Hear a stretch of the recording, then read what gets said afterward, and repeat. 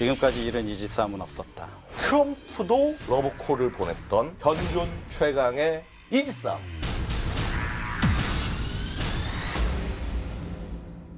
이지스함 원조인 미국보다 가격은 절반이죠. 근데 인도 기간 빨리빨리 3분의 1 수준. 이게 적 잠수함 입장에서 보면 적의 소나를 쏘나 안 쏘나. 죄송합니다.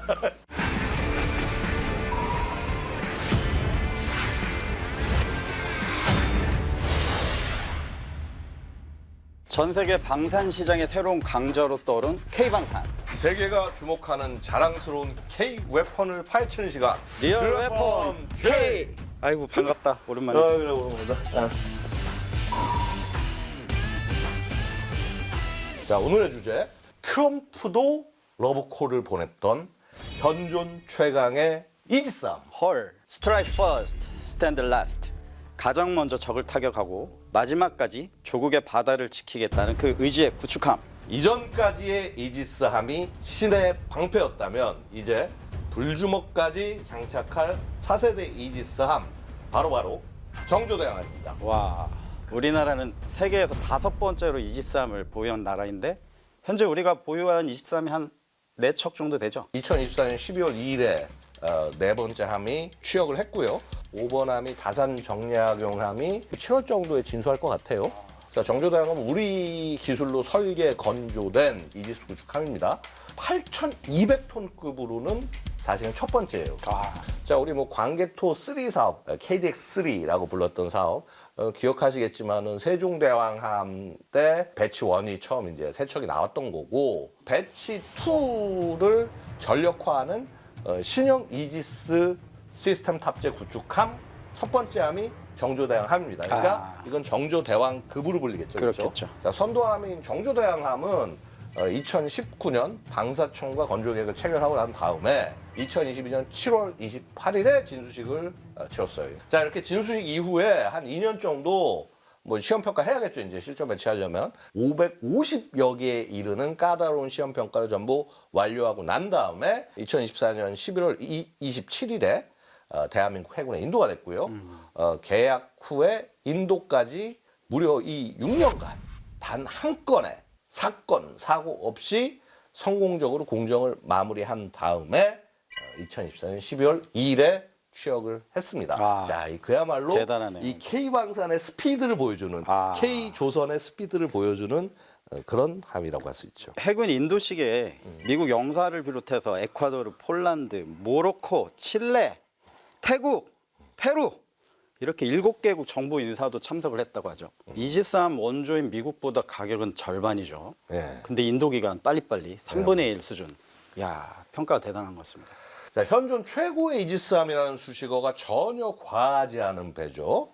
자, 이 정조대왕함이 있다는 거, 자, 이 우리 바다에 어떤 의미일까요? 지금까지 이런 이지스함은 없었다. 이것이 방패인가 창인가?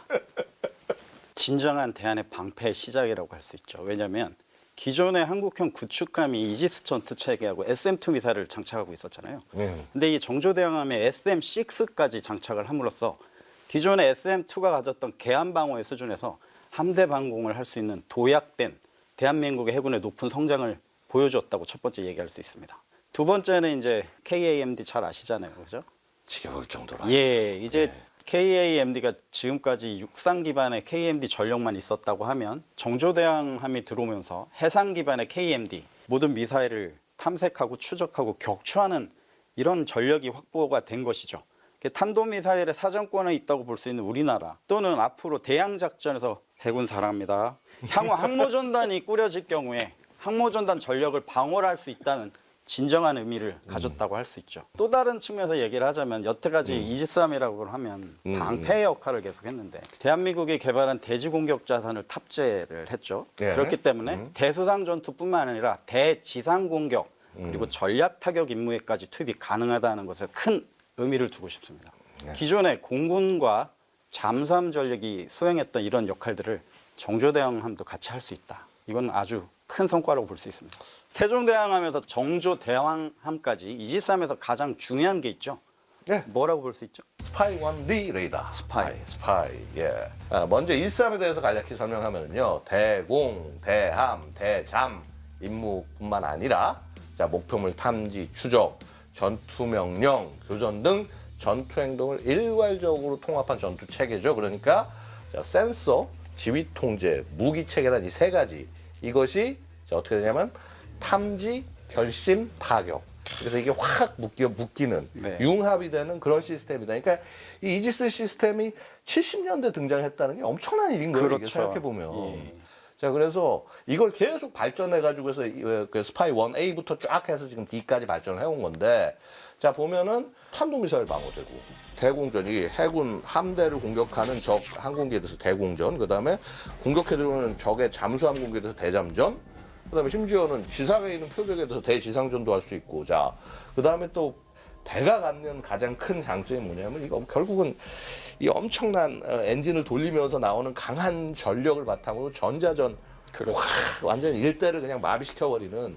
자, 그래서 함정이 구사할 수 있는 모든 전투 임무를 동시에 수행할 수 있다라는 게 장점이고요. 결국 근데 이렇게 능력을 해주는 것이 결국 이지스 시스템이고, 그 이지스 시스템 중에서 가장 대표적인 어떻게 보면 시그너처라고 할 수 있는 게 바로 이 내면에 장착되는 스파이 1D 레이더인 거죠. 그렇죠. 자, 기존의 회전식 레이더는 이렇게 딱 그 안테나 판이 있으면 요게 360도 돌면서 이렇게 회전을 하면서 이 레이더 빔을 쏴주니까 어쩔 수 없이 스스로 사각을 만들 네. 수밖에 없는 이제 그런 한계가 있는데, 얘는 어쨌거나 딱 동서남북 딱 이 내면에 딱 배치가 돼서 그다음에 지가 스스로 전자 주사식으로 이렇게 쫙 감시를 해주니까 그야말로 끊김없이 계속 보는 거죠. 그래서 이 전쟁의 여신 아테나의 방패, 이지스, 신의 방패라는 별칭이 붙었죠. 이지스함이 개발되면 또 이번에 창이 등장을 합니다. 아까 말씀하신 초음속 미사일들. 그치. 기존의 순항 미사일이 아니라 이제 초음속 미사일, 썬번, 야혼트 이런 미사일들이 나옵니다. 근데 이게 뭐가 중요하냐 이렇게 얘기하는데, 스파이 옛날 찰리 이전 이때는 다 순항 미사일을 요격하는 시스템으로 만들어졌는데, 갑자기 초음속 미사일이 날라온다. 초반에 적을 타겟팅하고 이걸 어떻게 요격할 것인가, 이거를 통제 장치가 해줘야 되는데 이때 세츄레이션이 옵니다. 속도가 너무 빠르게 오기 때문에 저 뒤에서 쐈는데 앞에 있는 암속 미사일들을 오버슈트해서 들어오잖아요. 그럼 레이더가 얘를 먼저 때려야 돼? 얘를 먼저 하다 맞는 거예요. 이런 미사일들을 장착한 소브루메니급 구축함들을 소련에서 만듭니다.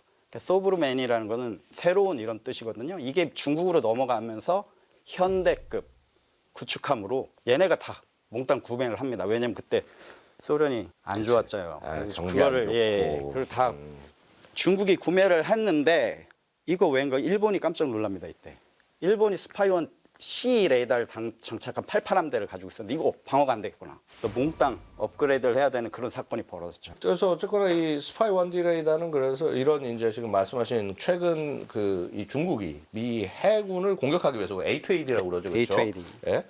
반접근 지역 거부, 이 A2AD 전략을 수행하기 위해서 많이 활용하는 것이 바로 동풍 계열의 지대함 미사일이에요, 그렇죠? 근데 이 지대함 탄도 미사일에 대한 방어까지도 가능하다. 그렇죠. 이게 가장 큰 특징이겠죠. 제가 주목한 게 그겁니다. 바로 대한민국의 해군이 체계적인 함대 방공을 한다는 것 자체가 이 둥펑 미사일까지 방어를 해줘야 되는 거거든요. 그래서 미래에 해군이 항모전단을 구축을 하게 되면 이거 위협으로부터 우리 정조대항함이 막을 수 있다는 거죠. 이제는 구축이 될 것 같습니다. 그 전에 제가 말씀드린 거 이런 거 없이 항공만 만들면 오케안 75 같은 일이 생긴다라고 얘기했지, 제가 해군을 싫어하는 게 아니라니까요. 감사합니다. 자, 그럼 이제 기존 이지스함인 세종대왕함과 비교해서 정조대왕함 스펙을 한번 좀 알아볼까요? 정조대왕함은 길이가 170m, 폭 21m, 자, 경합톤 수가 8,200톤으로 세종대왕급에 비해서 정말 크기도 커졌고, 자, 일단 또 적의 공격으로부터 함정을 보호하는 능력도 높아지고 그러니까 전반적으로 형상이 조금 더 스텔시해졌다. 디자인 측면으로도 아주 이쁘게 나왔죠. 그죠? 그러니까요. 그리고 이제 대잠 작전 능력 강화가 저는 되게 이제 눈에 띄어요. 예. 보면 이제 일단 한국형 통합 소나 체계를 탑재를 해서 적 잠수함과 어뢰 등의 이 수중 위협에 대한 탐지 능력 일단 높여놓고 아하. 장거리 대잠 어뢰 그다음에 혹은 경어뢰 이런 것들을 탑재를 해서 그야말로 적시 적소에 대잠 공격이 가능하도록 했단 말이죠. 네. 또한 이제 공대 함유도탄을 장착을 한 MH-60 로미오, 네. 시오크 해상작전 헬기를 탑재를 해서 그야말로 그러니까 진짜 입체적이고 그렇죠. 엄청나게 강력한 화력을 바탕으로 한 이런 대잠 작전이 가능해졌다. 추진체계도 기존의 가스터빈 엔진 네네. 4대에다가 추가적으로 보조 추진체계 두 대를 탑재를 해서 일반 항해 시에는 연료를 절감해서 경제적으로 기동할 수 있게 했다. 저는 조금 통합 소나 체계에 좀 관심이 좀 있는데 아까 세종대왕급에 탑재된 소나 비교했을 때 어떻게 좀 달라졌나요? 선체 장착 소나, 우리 홀 마운티드 소나로 HMS라고 그러죠. 배 앞쪽 부분에 달려 있단 말이에요. 이게 크기가 거의 2배로 커졌습니다. 이게 여기에 그러니까 저주파 그 선체 고정 소나를 신형을 장착을 하면서 사이즈가 엄청 커졌어요. 그다음에 이제 우리 그 VDS라고 해서 이제 가변 심도 소나하고 그다음에 타스라고 그래서 이렇게 다기능 선배열 예인 소나 끌고 가는 소나가 있는데 이거를 이 VDS랑 타스를 합친 거를 만들어 놓은 거예요. 네, 그래서 이런 통합 음파 탐지기라고 하는데 얘 쫙 끌고 가면서 이렇게 탐지를 하게 되니까 그야말로 성능이 엄청나게 좋아진 거죠. 이게 적 잠수함 입장에서 보면 적의 소나를 쏘나 안 쏘나 죄송합니다. 제가 또 주목하고 있는 거는 우리 한국형 수직 발사 체계 최초로 적용됐죠. KVLS-2가 최초로 적용됐죠. 그렇죠. 그리고 근접 방어 무기 체계 20mm 팔랑스는 그대로 그러니까요. 30mm는 안 가고 20mm로 가죠. 그래서 30mm가 아무래도 좀 덩치가 좀 크고 아무래도 공간 많이 잡아먹고. 예, 왜냐하면 저 20mm는 유럽은 30.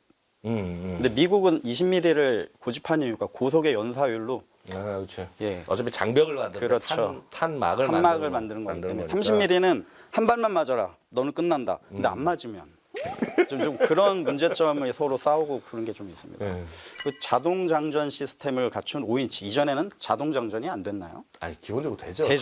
사람이 하는 게 아닌데, 예. 근데 이게 시스템 자체가 요즘 굉장히 고속 연사가 되게 이렇게 좀 지원이 되는 거고요. 네, 이제 제가 좋아하는 미사일들이 좀 나옵니다. 단거리 함대공 미사일, 우리 해공이 탑재됐죠. 이 해공에는 레이더, RF파하고 이미지 IR 센서를 탑재를 했는데 이게 무슨 말이냐면 작은 레이더를 탑재를 해서 날씨가 안 좋고 구름에 숨어도 잡을 수 있고 이미지 IR, 플레어를 떨어뜨려도 나는 쟤를 물고 있기 때문에 꼭 맞추겠다. 그 이미지 IR 센서를 탑재합니다. 이건 최신형 공대공 미사일에 적용된 그런 기술들이 들어갔고 이게 수직 발사 체계로 발사가 되니까 전 360도 교전을 다 할 수 있는 거죠. 이게 상당한 능력이라고 볼 수 있어요. 그리고 함대함 미사일, 해성 대함 미사일 탑재됐죠. 여기 이 시 스키밍 능력이 대단해서 왜냐면 시 스키밍을 해서 바다로 날라와야 함선들이 레이더를 추적할 때 파도 때문에 레이더가 잘 안 걸립니다. 이런 능력이 있고 만약에 적의 배 그렇죠. 옆구리 여기가 장갑이 세다. 그러면 팝업을 합니다.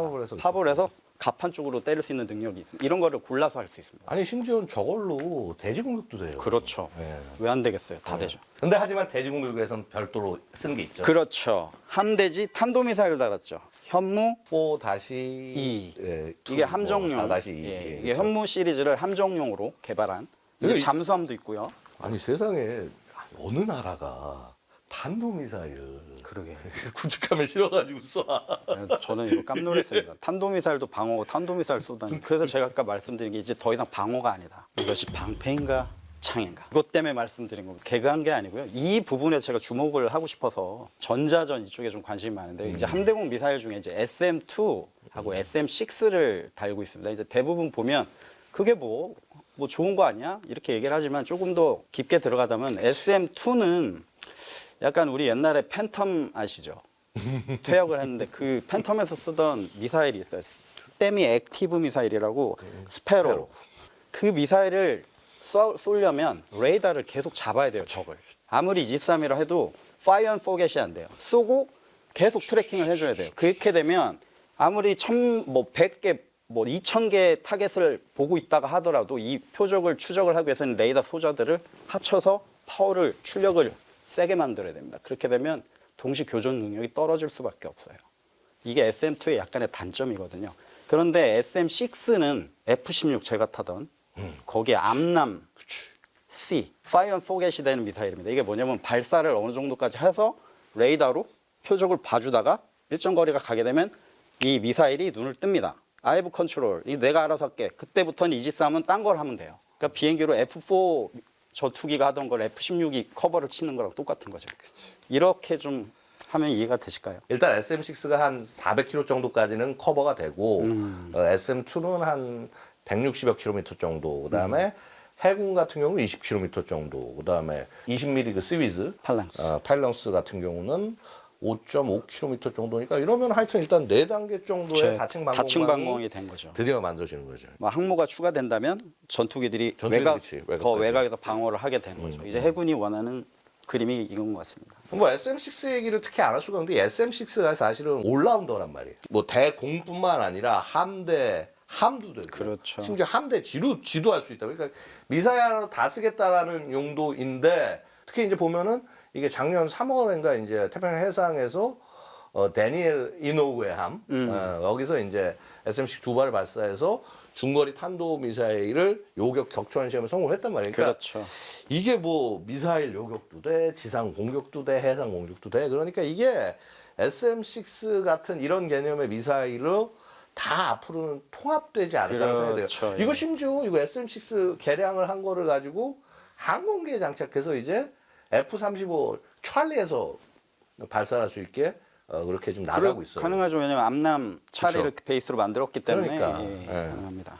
그래서 미사일 얘기 중에 한 가지 더 해야 되는 게 우리가 SM6 말고도 하나 더 장착을 하죠. 3 얘기하려고 SM3. 하시죠. 한반도만 생각을 한다라고 하면 우리 방어를 생각한다면 약간 좀 조금은 오바일 수 있어요, 이게. 근데 달리 생각해 보면 이 SM3라고 하는 게 우리만뿐만 아니라 우리의 후방 기지인 유엔사 후방 기지, 주일 미군 기지도 그렇고 혹은 우리 동맹이 미국에 대한 공격 이거를 동맹 지키려고 하는 건데 야 이거 좀 미국이 주면 안 되나? 혹은 이거지. 이거 너희 위해서 지금 이거 운용하고 있어. 나 이 정도 얘기는 할 수 있을 것 같은데. 그 협상 탭으로 같이 나가시면 될 것 같습니다. 그러니까. 네. 나가실 것 같아요. 안 나가기 싫어. 전투 체계 변화가 있는데 여기서 중요한 게 아까 탄도미사일이 얘기가 나오죠. 아까 제가 이유를 얘기했는데 여기서 중요한 거는 레이더도 있지만 이 처리 속도 아까 잠깐 얘기했죠. 세츄레이션. 근데 이 썬번이나 야운트는 마하 2 정도의 미사일밖에 안 돼요. 그런데 탄도미사일은 마하 20까지도 나오거든요. 그거를 처리를 하려고 하니까 우리 CPU 먹통되면 안 되잖아요. 그렇죠. 탑재 처리 능력을 대폭 향상시켰습니다. 이거는 상당한 능력인데 왜? 탄도미사일 방어를 위해서. 결국 뭐냐면 이런 이지스 체계의 실제 능력은 레이더도 레이더지만 바로 이런 전투 체계 자체가 얼만큼 빠른 연상과 이걸 통해 가지고 해서 소위 탐지, 결심, 타격 요 루프를 얼만큼 짧게 만드냐 이게 핵심이 아닌가 싶어요. 또 하나 제가 강조를 하고 싶은 게 이 링크 시스템이에요. 기존에 우리 해군은 링크 12를 사용을 해요. 왜냐하면 해군 자체가 기동성이 뭐 40나트 이하이기 때문에 저거 처리 속도가 그렇게 빠르진 않거든요. 그리고 배들이 막 수천 척이 다니진 않잖아요. 그죠?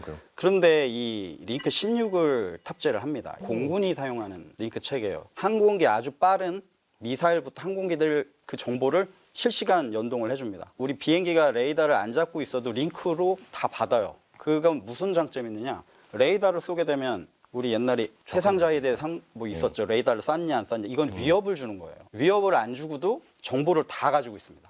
근데 해군끼리 그게 가능하죠. 그런데 이건 해군끼리가 아니라 해군과 공군이 같이 작전하는 거예요. 왜? 아까 미사일 방어를 해야 되잖아요. 공군의 미사일 방어, 해군의 미사일 방어 서로 정보를 교환시켜 주는 거예요. 링크 16을 통해서.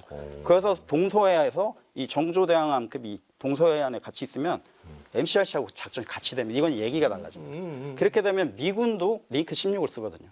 연합작전도 가능합니다.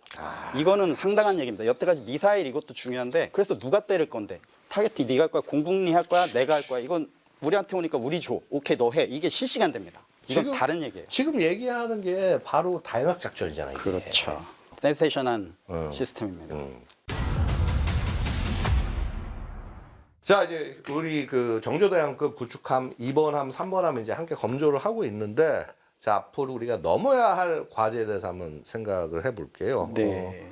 이런 거죠. 이제 이수함을 보유하고 싶은데 이 가격이 너무 비싸네. 야, 이거 이런 그렇죠. 나라들 이런 고민 중인 국가들 예를 들어서 뭐 필리핀, 베트남, 뭐 태국, 인도네시아 자, 이런 나라들이 눈여겨 볼 같습니다. 것이 바로 우리 정조대왕급이다. 예. 전력화 훈련을 잘 끝내고 하루빨리 우리 대한의 바다에 투입되는 날이 오기를 국민의 한 사람으로서 간절히 기다리겠습니다.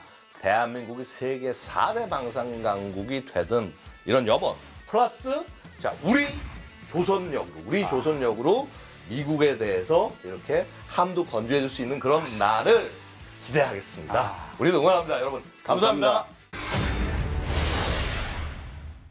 드디어 KFN TV가 885만 가입자를 등에 업고 당당히 IPTV KT 101번 채널의 주인이 된 것을 진심으로 축하드립니다. 와우. 물론 이전 채널들에서도 볼 수 있습니다. 101번 채널의 힘찬 출발을 응원하겠습니다. 많은 관심과 성원 부탁드립니다. 화이팅! 화이팅!